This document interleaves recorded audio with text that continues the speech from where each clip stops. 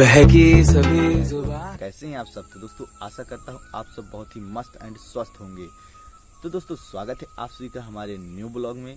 तो दोस्तों सबसे पहले मैं आप सभी से माफ़ी चाहूँगा क्योंकि मेरा यह फर्स्ट ब्लॉग नहीं है। इससे पहले भी मैं कई ब्लॉग अपने चैनल पर बनाकर डाल चुका हूँ, लेकिन दोस्तों क्या हुआ ना कि कोई वीडियो अभी तक वायरल नहीं हुआ। तो दोस्तों कुछ अलग लेके आने के चक्कर में दोस्तों इस तरह का ब्लॉग लेकर आया हूँ। अभी तक मेरे चैनल पर इस तरह ब्लॉग आपको सबको नहीं मिलेगा।